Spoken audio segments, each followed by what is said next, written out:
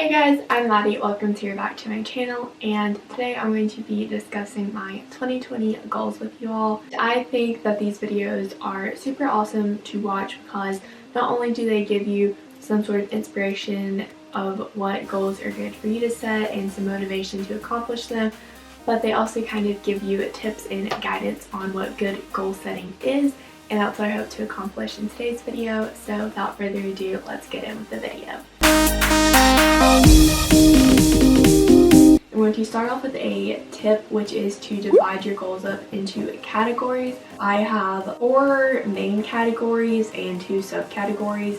So my 4 main categories are fitness, school, personal, and YouTube. Then my subcategories are sort of a focus / word of the year and goals for myself of what I want to accomplish this year and be like next year. I'm going to start off with the fitness category. I know that fitness and health is a very popular New Year's resolution category, but I think a lot of people do not set good goals. For example, their goal might be, I want to run a mile every single day, or I want to work out 5 days a week, or I want to lose 50 pounds this year. And none of those are good goals. Those are very unhealthy mindsets that are all number oriented. So instead, I have a few goals that should be easily attainable, and what I mean by that is, sure, you can take these to a further extent, but you won't be discouraged because there is a lower level of accomplishment for them. The first one is maintain a standard healthy level of fitness.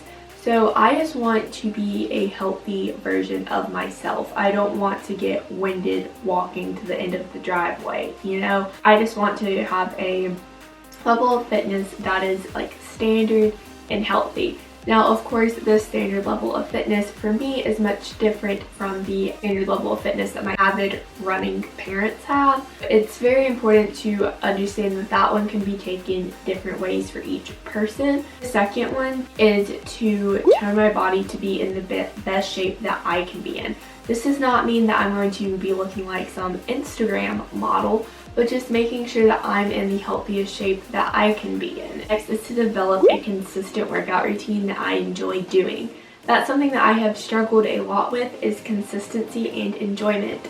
Sure, I can make myself hop on the treadmill every once in a while, but I don't enjoy it, and therefore I'm not consistent with it. I would like to find something that I enjoy doing, so that way it's easier to be consistent with it. Because if you don't enjoy it, you're not going to be consistent with it. You'll find reasons to get out of it. And while sometimes they may be valid reasons, normally there are ways that you can make both things happen. In your head, you're like, oh yeah, I have too much homework. I can't run for 20 minutes. When in reality, is finishing your homework at 9 o'clock versus 9:20 that big of a difference? No. Next category is school. And this year I'll be wrapping up my junior year and starting my senior year. So in 2020, there's a lot of school-related things that people just put pressure on you to feel like you need to accomplish. But I've narrowed it down to 4 things that are important to me. First is I want to maintain my standard of academic achievement. So I have a standard that I like to hold myself to in school, and I want to make sure that I continue to maintain that, especially throughout the rest of junior year and the beginning of senior year, because those are the last times that colleges will get to look at my course load. So being sure that I'm maintaining my level of achievement is very important. Next, I want to apply to college. I want to keep this least stressful as possible for myself. So I just want to apply and get into a college. While in my head, I want to go to X, Y, and Z university, I need to be okay with, if I don't get into that university, going to the one that I do get into. So I just want to apply and get in somewhere. Next, I want to be happy with my accomplishments and not focus on the what ifs. So for example, if I don't get into my dream school, I don't want to be mad at myself about that. I want to be proud of myself for the schools that I did get into, and I honestly just want to overall lower my stress level when it comes to school. I stay in a constant state of stress because of school. I want to try and lower that on myself and just understand that, you know, school is not the end-all be-all, even though in my head I see it as that. And that is something that may or may not be accomplished, honestly, because I get so stressed out about school, but I really want to not get stressed out about it. The next category is personal, and I feel like this is the one where it didn't fall into any of the other categories, but it's also more about like personal development. So the first one is I want to continue to create and maintain meaningful friendships. So I've kind of realized I did an absolutely awful job explaining what I meant by this goal when I was filming it. So basically what I meant by this goal is I have realized that I'm in my junior year right now. This next year, 2020, is my last full calendar year in my town.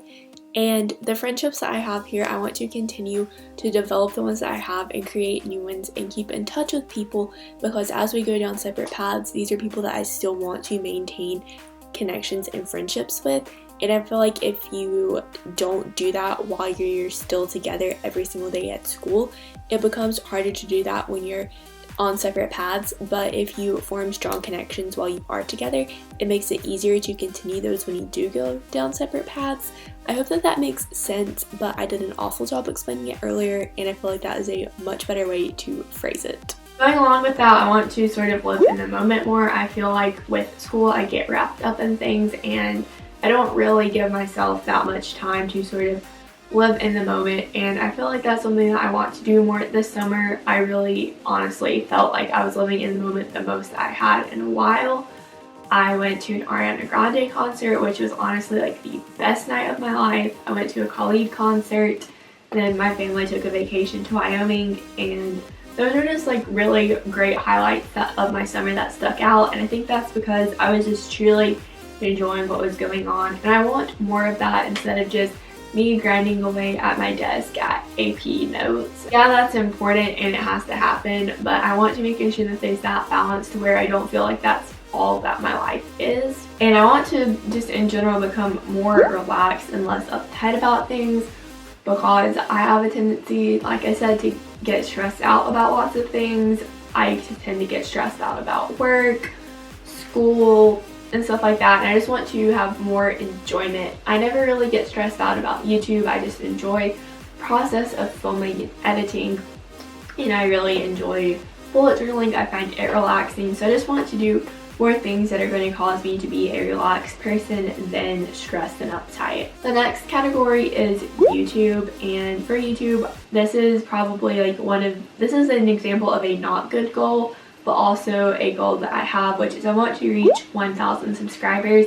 The reason this is not a good goal is numeric, and numeric goals tend to cause more stress and anxiety than non-numeric goals, because if you do not see yourself reaching this goal, do not reach this goal, then you feel let down, like I didn't get anywhere. Where even if you were to achieve part of that goal, it would be good. And I also want to continue to make videos that I genuinely enjoy making. There are definitely stretches when I feel like I'm just filming videos to have videos to put up. Those are not nearly as fun to make as, oh, hey, I really want to film a video right now. Or today's gonna be fun, I want to have this day forever and vlog it. I feel like there's a really big difference, and it's much more enjoyable when they're videos that you genuinely want to make than videos you feel like you quote need to make, because you never need to make a video. You should always make videos because you want to, and that's something that I want to continue. Also want to continue to enjoy the process of filming, editing, and uploading. I don't want it to feel like a burden to film, edit, or upload a video. I want it to continue to be something that I find a lot of joy and relaxation in, and I want to continue to share my channel with more of my friends. In the past, I've had other channels and I was very closed off about them, and I didn't really want people to know. This channel, I haven't been like, quote, hiding it. I mean, I have my channel linked in my personal Instagram bios and stuff like that, but at the same time, like, I rarely tell people that I have a channel, and it's not because I'm embarrassed of it or anything. I'm very proud of the content that I put out. So the next category is the word of the year, what I'm trying to focus on this year, and that is balance. The reason I chose balance for my word is because I want to continue to maintain my high level of like academic achievement and that standard of myself, but I also want to have more time where I feel relaxed and I'm doing things that I enjoy. and making sure that there's an equal balance and the stressful activities like school are not consuming my life to where I don't have enough time for the other things. For my by next year sentence, I said that I hope I have grown a lot as a person, achieved what I wanted, and am happy with who I am. But I have grown a lot as a person, that means I want to have achieved that balance, achieved what I wanted, which means I want to make sure that I have fulfilled all or most of my goals and feel accomplished with myself and be happy with who I have changed into. I don't think that we realize how much we change from year to year, but whenever I was making my rewind, I definitely noticed like I have changed a lot over this year, and I want to continue to notice that and be happy with that change, and I'm definitely happy with that change this year. This was kind of a very rambly, almost deep video, but if you liked it, be sure to give it a thumbs up. Comment down below what your goals for 2020 are. Be sure that you're subscribed and have the bell turned on so you can be part of the hashtag M&M Squad, and I'll see you in my next video. Bye!